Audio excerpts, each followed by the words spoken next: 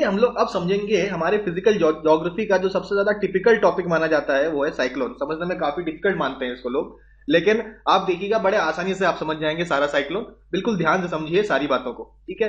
एक एक करके पॉइंट्स हम लोग कवर करते हैं, ठीक है। अच्छा, साइक्लोन जो है तीन प्रकार के साइक्लोन पढ़ेंगे। एक पढ़ेंगे हम लोग ट्रॉपिकल ट्रॉपिकल साइक्लोन, एक पढ़ेंगे हम लोग टेम्परेट साइक्लोन, और उसके बाद हम लोग पढ़ेंगे एंटी साइक्लोन। एंटी साइक्लोन पढ़ेंगे क्रोनोलॉजिकल ऑर्डर में, पहले ट्रॉपिकल खत्म करेंगे, फिर ट्रॉपिकल साइक्लोन, फिर एंटी साइक्लोन, फिर टेम्परेट साइक्लोन। ये सारा चीज हम लोग एक एक करके देखते चले जाते हैं। पहले हम लोग शुरुआत करते हैं ट्रॉपिकल साइक्लोन से। देखिए, ट्रॉपिकल साइक्लोन समझने के लिए ट्रॉपिकल एरियाज में क्या टेम्परेचर ज्यादा होता है? आप कहेंगे जी हाँ ज्यादा होता है। तो ज्यादा होने से क्या लो प्रेशर डेवलप हो जाएगा? बिल्कुल लो प्रेशर डेवलप हो जाएगा। हम जानते हैं टेम्परेचर के बढ़ने पे लो प्रेशर क्रिएट हो जाता है, ठीक है। तो जहां लो प्रेशर क्रिएट हो जाता है, साइड से आपके हाई प्रेशर रीजन से हवा वहां की तरफ आने लगता है। देखिए यहाँ हाई प्रेशर रीजन है, हाई प्रेशर रीजन से आपका हवा इस तरीके से आने लगेगा लो प्रेशर रीजन पे। लो प्रेशर रीजन पे पहुंचने के बाद इस तरीके से ऊपर उठेगा, ऊपर उठने के बाद ऐसा साइडवेज जाएगा, साइडवेज जाने के बाद दोबारा इस हाई प्रेशर जहां भी होता है उस तरफ, भाई यहाँ पे क्या होगा, हाई प्रेशर की तरफ जाने लग जाएगा ये एयर, और इस तरीके से एक कंप्लीट सेल बना देगा विंड का सेल, या एक सर्कुलेशन, आपका सर्कुलेशन सेल बना देगा। यहां तक हम लोग सब जानते हैं, पिछले लेक्चर्स में हम लोग ये सब क्लियर कर चुके हैं। ऐसा अगर हो रहा होता तो कभी साइक्लोन बनता ही नहीं।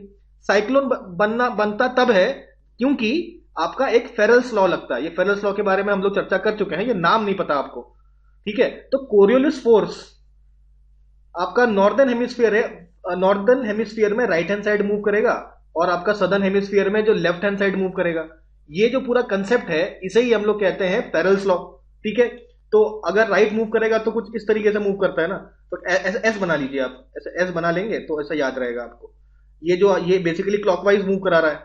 क्लॉकवाइज मूव मतलब राइट की तरफ मूव करेगा। अगर ऐसे ऊपर जा रहा है तो राइट मूव कर जाएगा, ठीक है। ऐसे आ रहा है तो राइट मूव कर जाएगा, मतलब राइट मूव करेगा हमेशा। कोरियोलिस फोर्स इस डायरेक्शन में मूव करता है, यही होता है फेरेल्स लॉ। ये सब हम लोग जानते हैं। नॉर्थ हेमिस्फीयर में राइट, साउथ सदर्न हेमिस्फीयर में लेफ्ट। चलिए अब आगे बढ़ते हैं। अब जब ये फेरेल्स लॉ हम लोग लगा देंगे, यानी कि कोरियोलिस फोर्स हम लोग लगा देंगे इस सिस्टम पे, तब देखिए क्या चेंजेस आता है। देखिए, जो हवा इस तरीके से आ रहा था नीचे, नॉर्दर्न हेमिस्फीयर की बात करते हैं, वो क्या हो जाएगा, वो आप कहेंगे सर राइट में शिफ्ट होना चाहिए, ये आपका राइट में शिफ्ट हो जाएगा। तो ये क्या राइट घूम गया?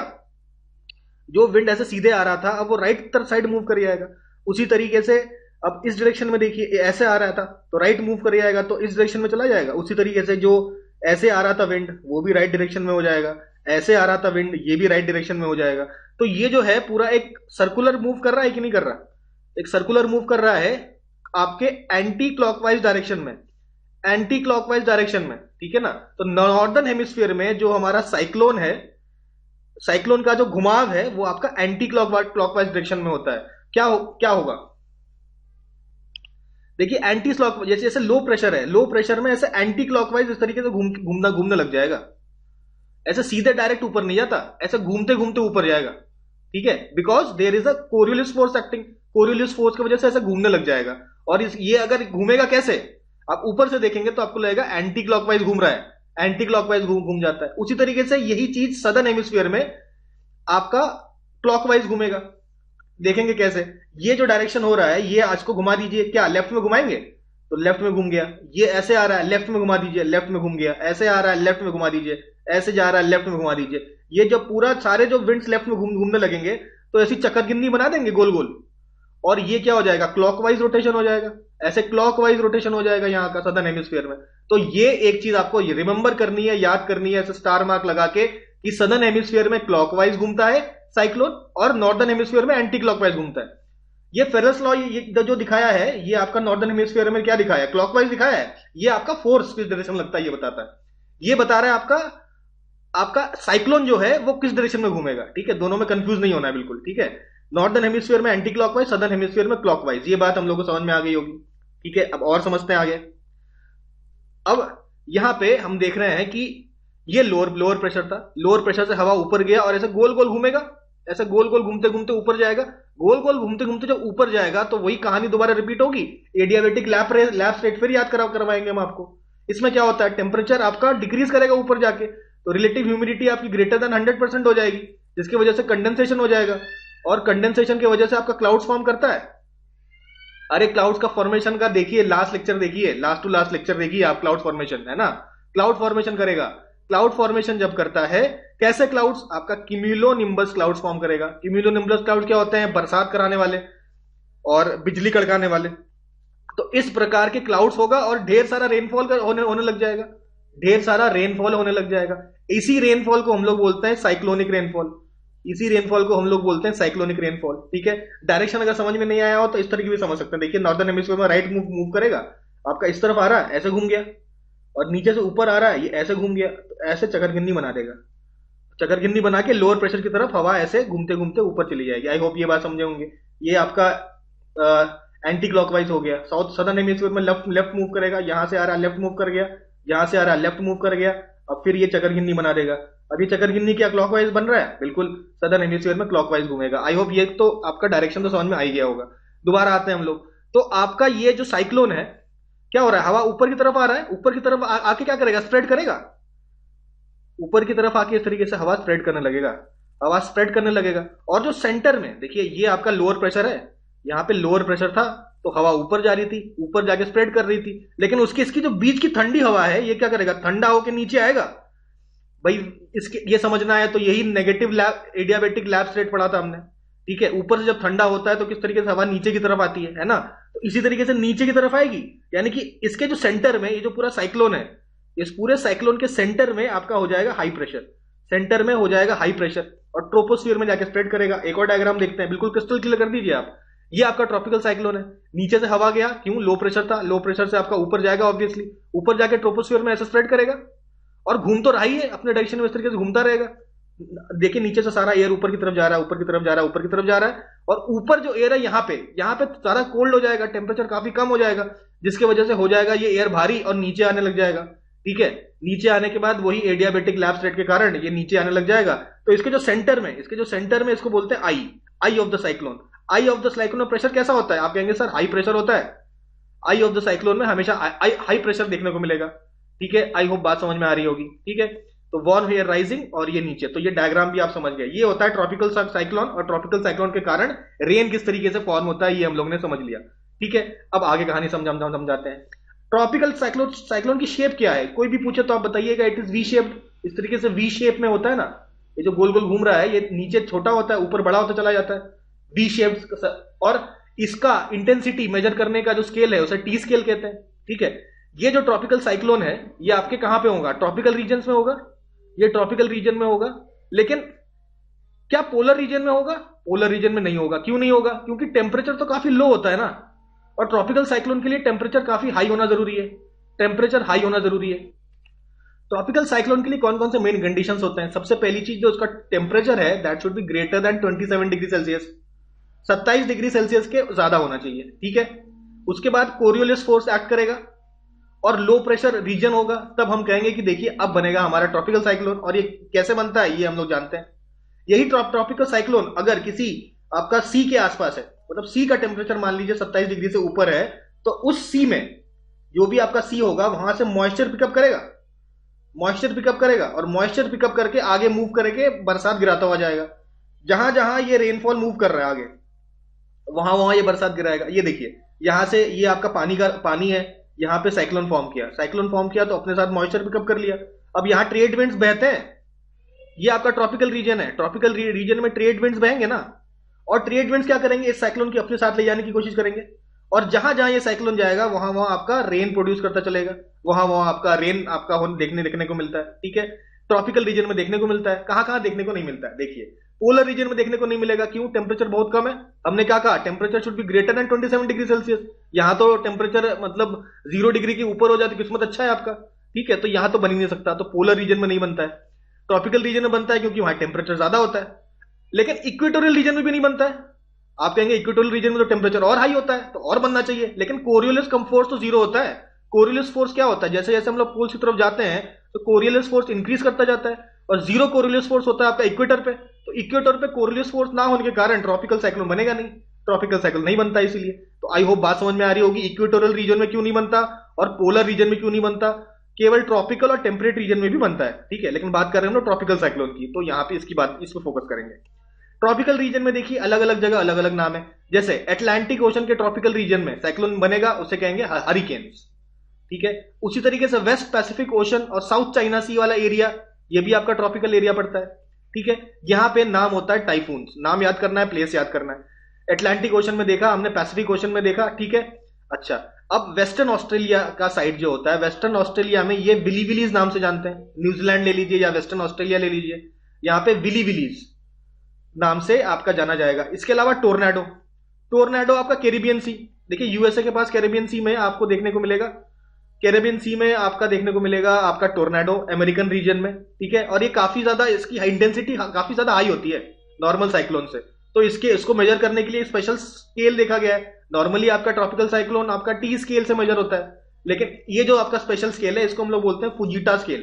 फुजीटा स्केल से हम लोग मेजर करेंगे क्या, आपका टोर्नाडो, ठीक है। आई होप बात समझ में आ रही होगी, ठीक है। नेक्स्ट आते हैं हम लोग एंटी साइक्लोन पे। इसी के साथ ही हम लोग ट्रॉपिकल साइक्लोन खत्म कर चुके हैं, ट्रॉपिकल साइक्लोन फिनिश।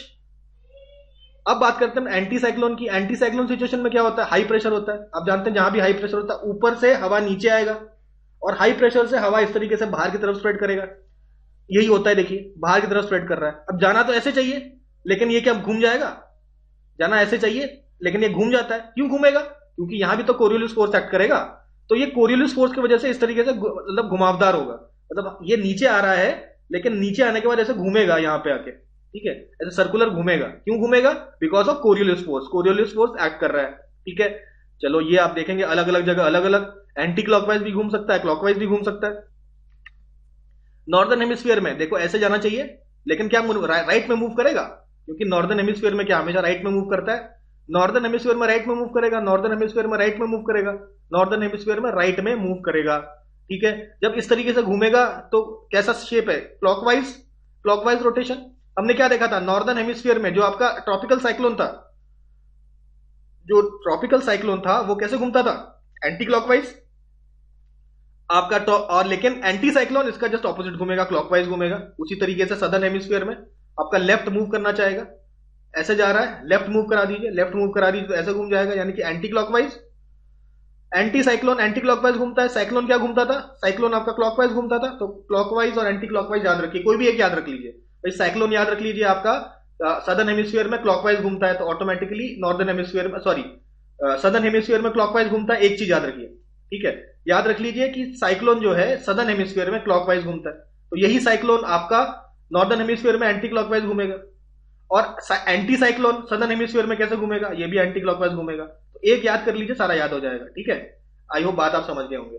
अब अगला सवाल ये उठता है, ये एंटी साइक्लोन कहां पे आता, कहां पे है, तो ऑब्वियसली जहां पे हाई प्रेशर होगा वहीं पे आता होगा।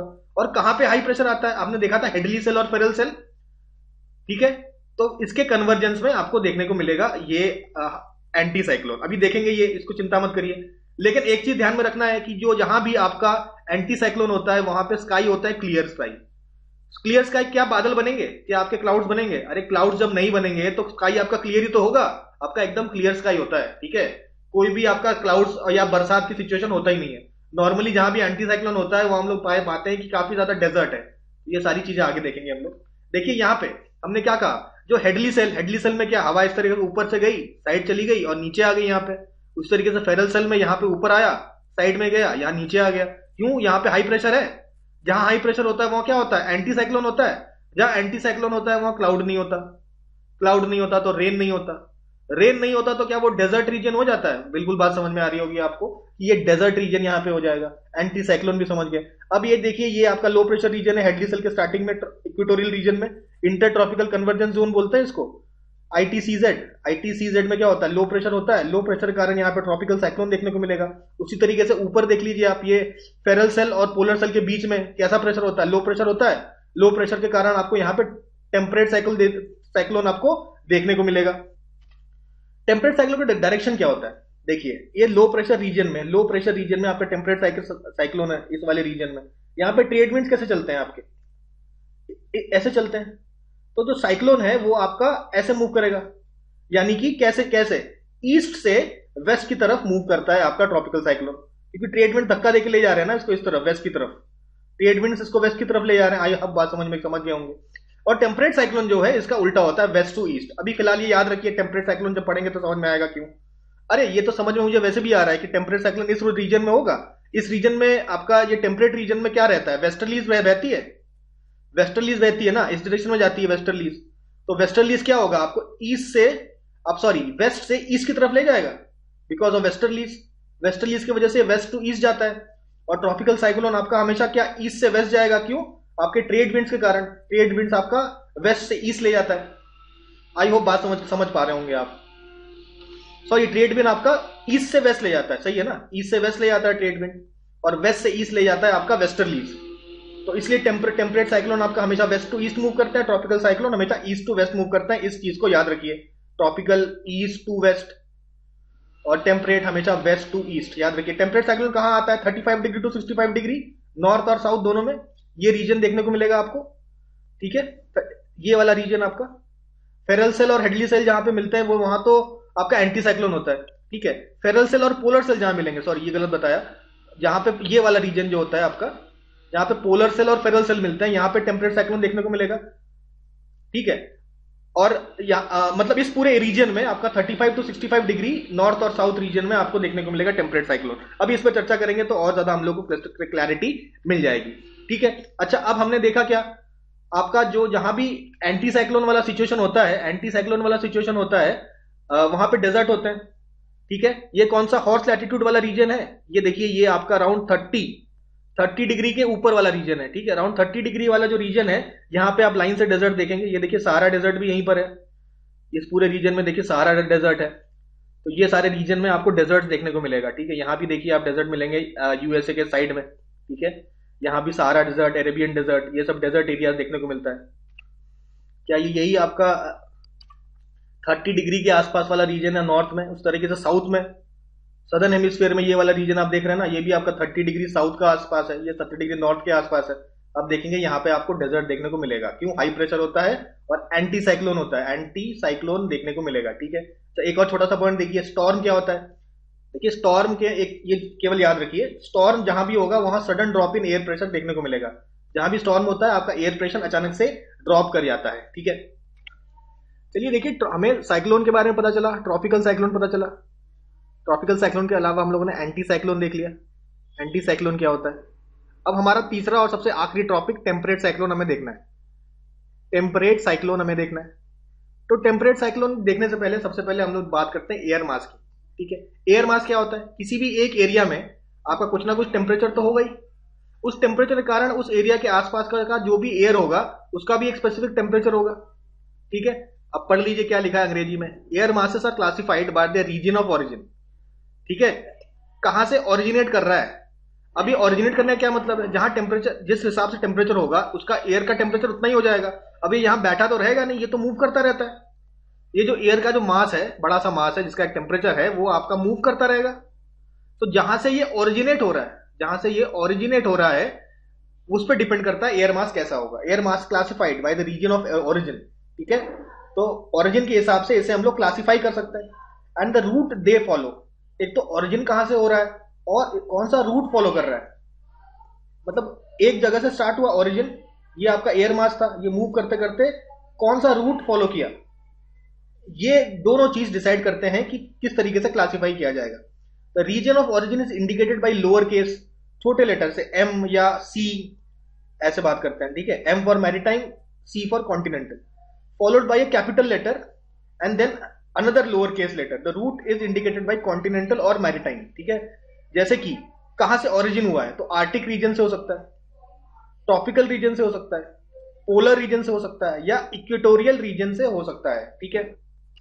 तो जो रूट होगा, जो कि स्मॉल लेटर से बताया जाता है, सी या एम, ठीक है, सी या एम ये रूट है, उसके आगे कैपिटल लेटर से बताते हैं कि उसका ओरिजिन क्या और ओरिजिन क्या है, ठीक है। जैसे कि मैरीटाइम आर्कटिक कैसे बताएंगे, मैरीटाइम है रूट और आर्टिक रीजन में आपका ये एयर मास डेवलप हुआ है, तो एम ए हो जाएगा, ठीक है। M A is the name of the air mass, air mass का नाम हो गया एम ए। एम ए देख के आप पता कर सकते हैं कि इसका पहली बात रूट क्या है और इसका ओरिजिन कहां से हुआ, ठीक है। ओरिजिन 4 जगह से हो सकता है, आर्टिक, ट्रॉपिकल, पोलर या इक्वेटोरियल। आई होप बात हम लोग समझ पा रहे होंगे, ठीक है। यहां पे कुछ एग्जांपल दिए हैं, 6 टाइप्स ऑफ एयर मास। जैसे एमटी, एमटी क्या बताता है, मैरीटाइम रूट है और ट्रॉपिकल इसका ओरिजिन है, ओरिजिन इसका ट्रॉपिकल रीजन में हुआ है, आपका रूट मैरीटाइम है। उस तरीके से कॉन्टिनेंटल ट्रॉपिकल, यानी कि रूट आपका कॉन्टिनेंटल है और आपका ट्रॉपिकल रीजन में ओरिजिनेट हुआ है। अब हम सब समझ गए आसानी से, जैसे सी ए लिखा है तो क्या हुआ, कॉन्टिनेंटल रूट, ओरिजिन आर्कटिक, तो कॉन्टिनेंटल आर्कटिक, फिर मैरीटाइम आर्कटिक हो सकता है, मैरीटाइम पोलर हो सकता है, कॉन्टिनेंटल पोलर हो सकता है। तो मैरीटाइम कॉन्टिनेंटल पोलर और ये मैरीटाइम कॉन्टिनेंटल आर्कटिक, तो ये 6 प्रकार के आपके मासेस, एयर मासेस होते हैं। तो ये सबसे पहला कॉन्सेप्ट हमने समझा एयर मासेस का। और हम क्या, हमारा लक्ष्य क्या है, हमें टेम्परेट साइक्लोन समझना है। टेम्परेट साइक्लोन को हमें ध्यान से समझना है, उसके लिए सबसे पहला कंसेप्ट समझे हम लोग एयर मास। ठीक है, मैप पे देख लेते हैं। ये देखिए मैप है, इसमें अलग अलग जगह का अलग अलग वजह से ये क्या है, मैरीटाइम ट्रॉपिकल। इस एरिया का जो एयर है पानी के ऊपर वो मैरीटाइम ट्रॉपिकल है, इसका मैरीटाइम पोलर है। ठीक है, उसी तरीके से आप रशिया, आप अफ्रीका में देखिए ये है कॉन्टिनेंटल ट्रॉपिकल, ये भी कॉन्टिनेंटल ट्रॉपिकल। यहां देखिए मैरीटाइम पोलर, इस तरीके से अलग अलग जगह का अलग अलग है। यहाँ पे मैरीटाइम इक्वेटोरियल है, देखिए इक्वेटोरियल रीजन में आपका मैरीटाइम इक्वेटोरियल है। ठीक है, ये भी मैरीटाइम इक्वेटोरियल है। आप आई होप एयर मास का मतलब हम समझ चुके होंगे इस मैप से। ठीक है, आगे बढ़ते हैं। अब एयर मास समझ लिया। अब एयर मास 2 प्रकार के फ्रंट होते हैं। ठीक है, फ्रंट का क्या मतलब हुआ भाई, फ्रंट का मतलब होता है कि जैसे ये हमारा एक कोल्ड एयर है, कोल्ड एयर का मास है, कोल्ड एयर मास है, और ये हो सकता है आपका, इसके आगे ये आपका वार्म एयर मास है। तो ये आपस में मूव करेंगे, आपस में मूव करके हो सकता है कि उनकी एक बाउंड्री फॉर्म करे ना, आपस में टकराएं, ऐसा भी हो सकता है। तो एक एयर मास, उसके आसपास एक दूसरा एयर मास है, ये एक और एयर मास है, इन दोनों के बीच के जो बाउंड्री को हम लोग बोलते हैं फ्रंट। ठीक है, इनके बाउंड्री को हम लोग फ्रंट बोलते हैं। ये फ्रंट आपके 3 प्रकार के हो सकते हैं, एक हो सकता है कोल्ड फ्रंट, एक होता है वार्म फ्रंट, और एक होता है स्टेशनरी फ्रंट। स्टेशनरी फ्रंट में क्या होता है कि ये एक फ्रंट, ये एक फ्रंट, ये आपका एयर मास है, ये आपका मास 1, ये आपका मास 2। दोनों ही मास मूव नहीं कर रहे, जहां पे खड़े हैं वहीं पे रह रहे हैं, इनके अंदर कोई मूवमेंट नहीं हो रहा है। ये भी यहां पे स्टेशनरी है, ये भी यहां पे स्टेशनरी है। ठीक है, ये होता है स्टेशनरी फ्रंट। ये इतना इंपॉर्टेंट नहीं है। इंपॉर्टेंट क्या है, कोल्ड फ्रंट और वार्म फ्रंट, इसको हम लोग ठीक से देखेंगे। अब बात करते हैं कोल्ड फ्रंट की। ठीक है, ठीक है, व्हाट इज अ फ्रंट हमने देख लिया, is a weather system that separates 2 different types of air, या एयर मास।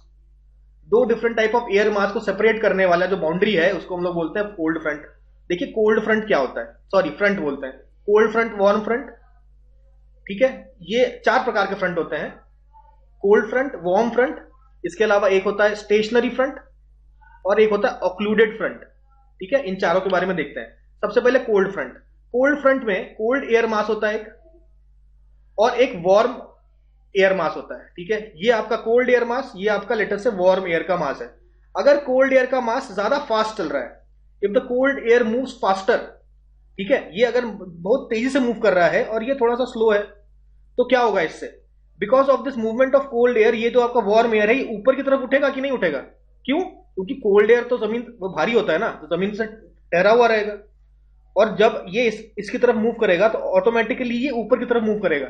ठीक है, तो ये होता है आपका कोल्ड फ्रंट। ठीक है, अब कोल्ड फ्रंट जब होता है तो क्या देखने को मिलेगा आपको, अब देखिए कोल्ड फ्रंट आपका भारी है तो नीचे रहेगा, वार्म फ्रंट आपके इसके ऊपर इस तरीके से चढ़ जाएगा, इसके चढ़ जाएगा, अचानक से चढ़ेगा।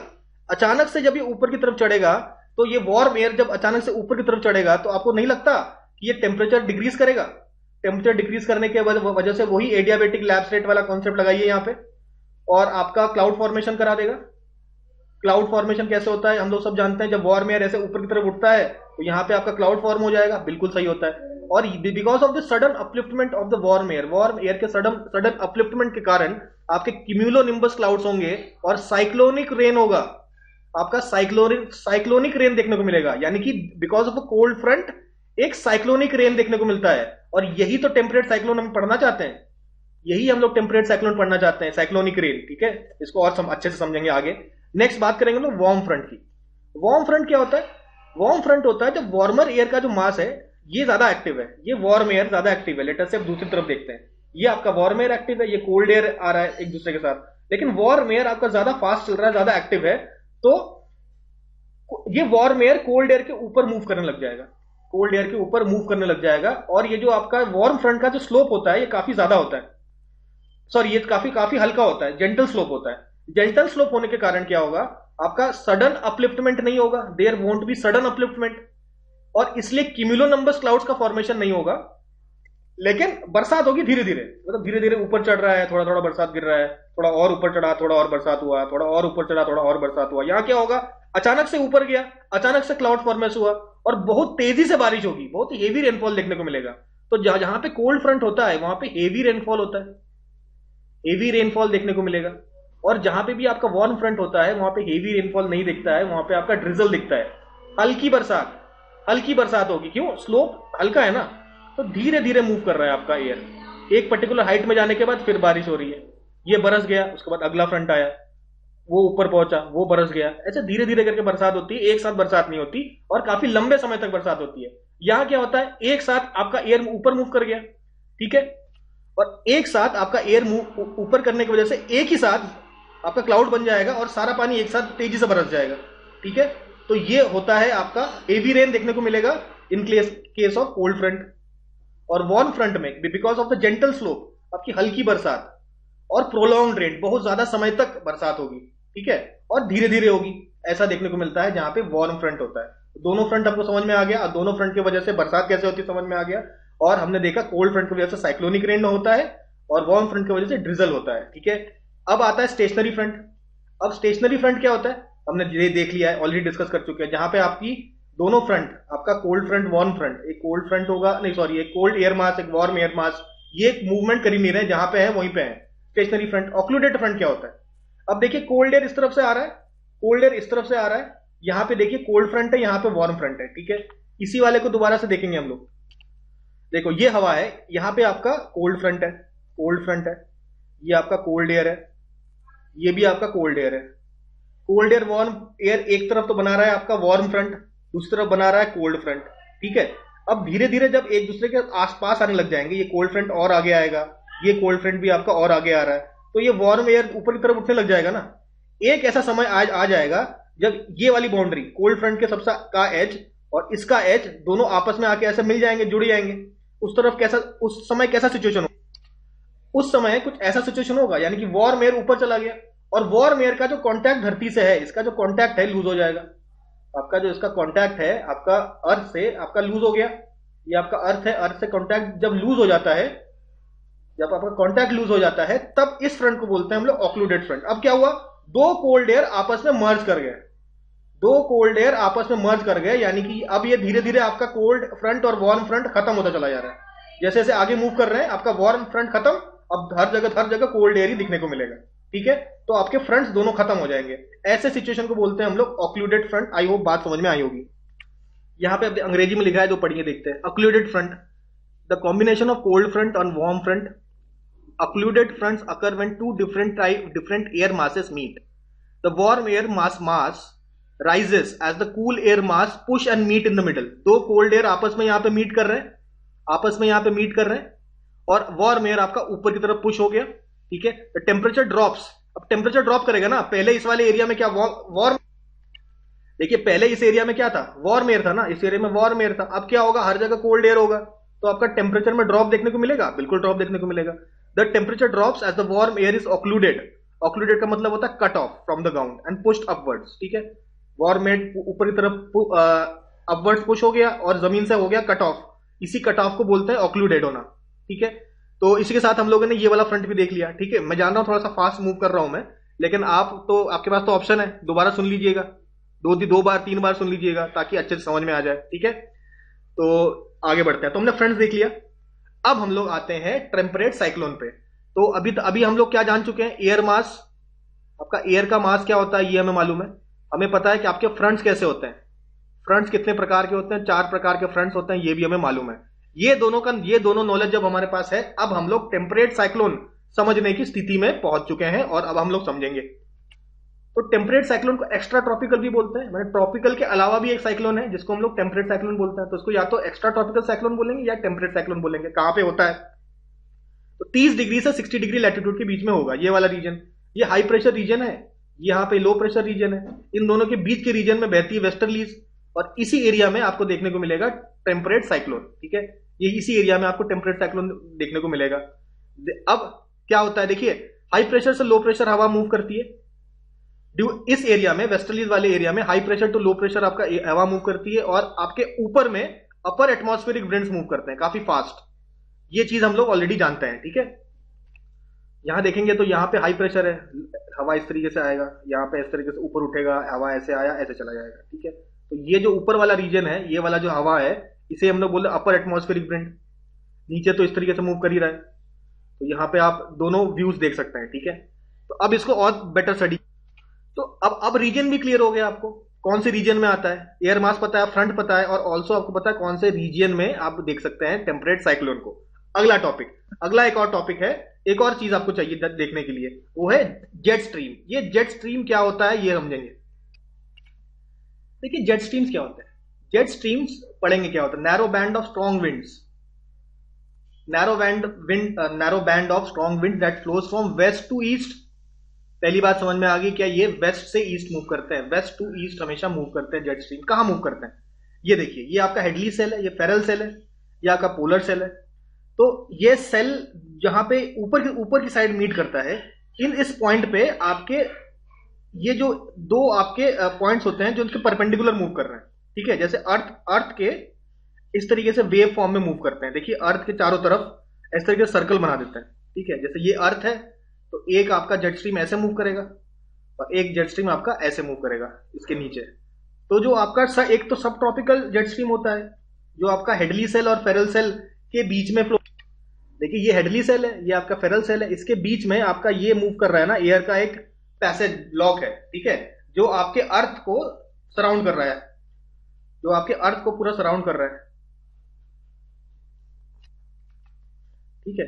यहां देखिए ये आपका अर्थ है, ये अर्थ के चारों तरफ हो रहा है ना, और ये आपका अपर ट्रोपोस्फियर में होगा, अपर ट्रोपोस्फियर में होगा, और फेरल सेल और पोलर सेल के बीच में होगा आपका पोलर जेट स्ट्रीम, और हेडली सेल और फेरल सेल के बीच में होगा सब ट्रॉपिकल जेट स्ट्रीम। और ये काफी ज्यादा हाइट होता है इनका, 30,000 फीट अबव होता है अर्थ सरफेस, और काफी ज्यादा स्ट्रांग होता है, और स्ट्रॉन्गेस्ट ड्यूरिंग विंटर में इनकी स्पीड काफी ज्यादा हाई हो जाती है, ठीक है। और ये ऐसे वेव्स में मूव करते हैं, ऐसे वेव्स में मूव करते हैं जेट स्ट्रीम, ठीक है। तो ये दो जेट स्ट्रीम के बारे में पता चला, पोलर जेट स्ट्रीम और सब ट्रॉपिकल जेट स्ट्रीम। इनकी स्पीड हाई इसलिए भी होती है क्योंकि अपर एटमॉस्फेयर में आपका जो एटमॉस्फेरिक कंडीशंस क्लियर होते हैं, यानी कि वेदर फेनोमेना ज्यादा देखने को नहीं मिलता है।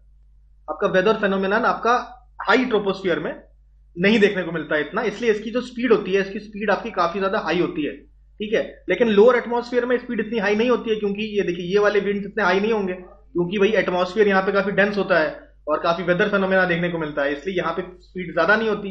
लेकिन इसके हाइट पे ये जो आपकी जेट स्ट्रीम है, इनकी स्पीड काफी ज्यादा हाई देखने को हमें मिल सकती है, ठीक है। अब देखिए, अब यहां पे देखिए ये पोलर साइड में आपका एक एयर मास बनेगा क्या, देखिए ये अब एयर मास यहाँ पे पोलर फ्रंट में यहाँ पे ठंडा हवा मिलेगा कि नहीं आपको देखने को, ये आपका कोल्ड एयर है, यहाँ पे ये आपका कोल्ड एयर होगा, और यहाँ पे लो प्रेशर होगा, यहाँ पे आप सब समझ सकते हैं ना, यहाँ पे क्या वार्म एयर होगा, यहाँ क्या आप वार्म एयर देख सकते हैं क्योंकि यहाँ पे टेम्परेचर हाई होगा। तो ये कोल्ड एयर जो पोल से आ रहा है और वार्म एयर आपस में इंटरैक्ट करेंगे तो आपका फ्रंट्स बनाएंगे, आपका यहाँ पे फ्रंट्स बनाएंगे, ठीक है। ऊपर वाले डायग्राम में यहाँ देखते हैं, ये सिमिलरली हमने यहाँ पे देखिए बनाया, ये जो है ये है आपका क्या कोल्ड फ्रंट, ठीक है, सॉरी कोल्ड एयर मास, और इसके सामने आप ये देख रहे हैं रेड कलर में आपका क्या होता है warm air mass, warm front लिखा है, ये बेसिकली वार्म एयर मास है, ये आपका वार्म एयर मास मिलेगा आपको यहाँ पे, और ऊपर यहाँ पे कोल्ड एयर मास मिलेगा, ये आपस में इंटरैक्ट करेंगे इस तरीके से, ठीक है, ये आपस में इस तरीके से इंटरैक्ट करेंगे, ये हम लोग को पहली देखिए। अब नॉर्दर्न हेमिस्फीयर की सब बात करते हैं, सिमिलरली सेम टू सेम आपका सदर्न हेमिस्फीयर में भी होगा, ठीक है। डायरेक्शन यहाँ पे हम लोग देखते हैं, तो ऑब्वियसली यहाँ देखते हैं हाई प्रेशर से लो प्रेशर की तरफ, हाई प्रेशर से लो प्रेशर की तरफ एक एयर इस तरीके ऐसे जाएगी, और और यहां से पोलर हाई प्रेशर से, ये आपका पोलर रीजन है ना, पोलर हाई प्रेशर रीजन से एक एयर इस तरीके से आएगी, और यहाँ पे सब ट्रॉपिकल हाई प्रेशर से एक एयर इस तरफ से आएगी, लेकिन कोरियोलिस फोर्स एक्ट करेगा। कोरियोलिस फोर्स आपका नॉर्दर्न हेमिस्फीयर में पता है राइट एक्ट करता है, तो अब ये आपका डिफ्लेक्ट कर जाएगा राइट में, तो ऐसे राइट में डिफ्लेक्ट कर गया, और ये नीचे वाला जो है ये आपके ऐसे लेफ्ट में कर जाएगा, ठीक है। अच्छा ये क्या है आपका वार्म फ्रंट है, और ऊपर वाला आपका कोल्ड फ्रंट है, ठीक है। आई होप ये बात समझ में आई होगी। अब ये जो 60 डिग्री वाला रीजन है, ठीक है, 60 वाले डिग्री वाले रीजन में आपका यहाँ पे एक जेट स्ट्रीम फ्लो करेगा, ये जेट स्ट्रीम फ्लो करेगा, और जेट स्ट्रीम के ये कांटेक्ट में आने के बाद ये जो आपका वार्म एयर है ये दो पार्ट में टूट जाएगा, एक ऐसे जाएगा, एक दूसरी तरफ शिफ्ट हो जाएगा। ठीक है, तो ये ऐसे मुड़ गया और यहां पे आपका एयर कुछ इस तरीके से मुड़ गया। ठीक है, तो ये जो है ये वाला एयर जो कोल्ड एयर है वो ऐसे घूमने की कोशिश करेगा और वार्म एयर आपका कुछ इस तरीके से घूमने की कोशिश करेगा। ठीक है, कुछ इस तरीके से आप डायग्राम देखिए, इस तरीके से यहां पे डायग्राम देख रहे हैं, नीचे से एयर गया, ये यहां पे ऊपर से ऊपर जेट स्ट्रीम आया। ठीक है, जेट स्ट्रीम कौन सा वाला? आपका polar jet stream. Polar jet stream यहां फ्लो करता है, हमें मालूम है, और सब ट्रॉपिकल आपका यहां फ्लो करता है। ठीक है, लेकिन सब ट्रॉपिकल चर्चा नहीं कर रहे हम लोग। ठीक है, हम लोग कर रहे हैं चर्चा ये आपका पोलर जेट स्ट्रीम का। पोलर जेट स्ट्रीम की वजह से ये दो पार्ट में टूट जाता है, 1 और 2, और ये दोनों मिलके एक इस तरीके से चक्करगिन्नी बनाएंगे। ठीक है, और यही एक साइक्लोनिक विंड्स यहां पे क्रिएट करेगा। ये दोनों आपका कोल्ड फ्रंट, ये कोल्ड एयर मास और नीचे का आपका वार्म एयर मास, ये दोनों आपस में ऐसे जाएंगे। ये आपका वार्म आया ऊपर से ऐसे, कोल्ड ऐसे आया, सॉरी वार्म तो उल्टा जाएगा ना, वार्म ऐसे आया और ये कोल्ड और वार्म मिलके इस तरीके से गोल गोल विंड घूमने लग जाएंगे और यही क्रिएट करेंगे ट्रॉपिकल साइक्लोन्स। ठीक है, यहां तक बात समझ में आई? थोड़ा सा और अब डिटेल में समझेंगे। देखिए यहां से देखिए, आपका ये पोलर एयर मास था, ये कोल्ड था और ये आपका वार्म था। क्या warm air mass cold air mass के ऊपर इस तरीके से चढ़ने का कोशिश करेगा? तो उसकी वजह से क्या ऐसे क्यूमुलोनिम्बस क्लाउड्स देखने को मिलेंगे। ये देखिए, फिर देखिए, ये आपका वार्म एयर यहां से आ रहा है, कोल्ड एयर आपका यहां से आ रहा है। ये कोल्ड एयर और वार्म एयर के बीच में एक फ्रंट डेवलप कर रहा है, ये कोल्ड फ्रंट, और एक कोल्ड एयर ऊपर से भी आ रहा होगा। ठीक है, मतलब ये तो इस वाले डायग्राम में दोनों फ्रंट्स नहीं दिखेंगे ना, यहाँ पे दो कोल्ड फ्रंट है, एक ये आ रहा है, एक ये आ रहा है, इसके बीच में ये वार्म एयर फ्रंट फंस गया और ये दोनों एक दूसरे के ऐसे पास जाते रहेंगे, they will go come closer to each other. ठीक है, यहाँ पे कोल्ड फ्रंट है, यहाँ पे कोल्ड फ्रंट है, तो यहाँ पे हम देखेंगे इस तरीके से क्यूमुलोनिम्बस क्लाउड्स बनेंगे, जबरदस्त रेनफॉल होगा। और ये आपका वार्म फ्रंट है, ये कोल्ड फ्रंट है, यहाँ पे हम लोग देखेंगे ड्रिजल देखने को मिलेगा। आई होप बात समझ में आ रही होगी, ये तो पहले पढ़ चुके हम लोग। ये ड्रिजल मिलेगा, यहाँ पे आपके क्लाउड्स मिलेंगे और ये वार्म फ्रंट धीरे धीरे क्या होगा, कोल्ड एयर, दोनों कोल्ड एयर के ऊपर इस तरीके चढ़ने लग जाएगा। ठीक है, ये ऊपर इस तरीके से चढ़ेगा, दोनों कोल्ड फ्रंट की वजह से ये ऊपर चढ़ रहा है। ठीक है, ये आपका इस तरीके से देखिए ऊपर की तरफ चढ़ रहा है, ऊपर की तरफ चढ़ रहा है, तो इस तरीके से क्यूमुलोनिम्बस क्लाउड्स बनाएगा। ये देखिए इस वाले फ्रंट में आप देखेंगे क्यूमुलोनिम्बस क्लाउड बनता हुआ। ठीक है, तो इस एरिया में काफी हेवी बारिश देखने को मिलेगी। ये आपका जेट स्ट्रीम वाला रीजन भी दिखा दिया हमने साथ में। ठीक है, ये आपका जेट स्ट्रीम वाला रीजन है, यहां से जैसे टकरा के ये बाइफरकेट करते हैं।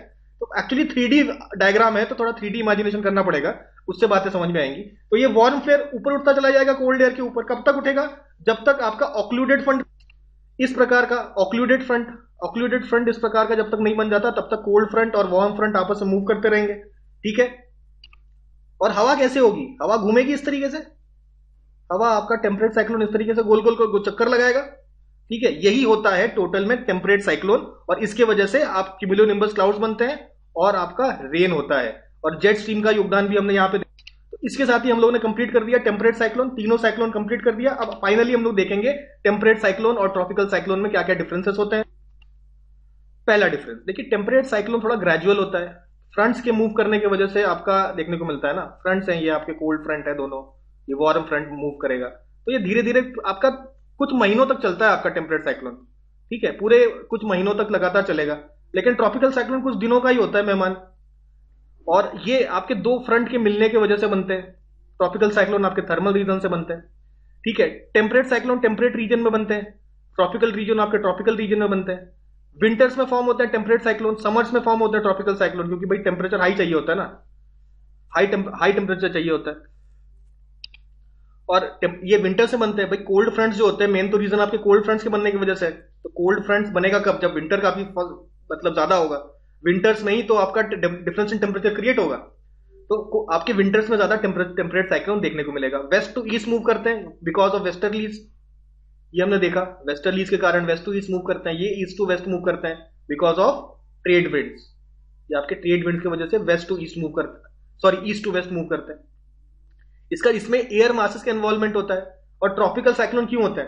ट्रॉपिकल साइक्लोन इसलिए होते हैं कि जो हवा ऊपर उठी, ये आपका लेटेंट हीट आपका रिलीज करती है। लेटेंट हीट रिलीज करने के कारण ही आपके डिस्टर्बेंसेस शो होते हैं। बिकॉज ऑफ डिस्टर्बेंसेस ही साइक्लोन उत्पन्न होता है। तो इसका रीजन क्या है? Latent heat of condensation is the reason for tropical cyclone. इसी के साथ ही हम लोग टेम्परेट साइक्लोन और ट्रॉपिकल साइक्लोन एकदम क्रिस्टल क्लियर, जितने भी कॉन्सेप्ट हो सकते थे सारा हम लोगों ने यहाँ पे क्रिस्टल क्लियर तरीके से कवर कर दिया। अगर आपको थोड़ा फास्ट लगा होगा तो इसको दोबारा देख सकते हैं, 2-3 बार देख सकते हैं, एकदम क्लियर हो जाएगा और जो भी क्वेश्चन अटेम्प्ट करेंगे सब आपके सही 100% होंगे। ठीक है, आई होप आपको सब समझ में आ गया होगा। इसी के साथ ही हम समाप्त करते हैं आपका साइक्लोन की क्लास।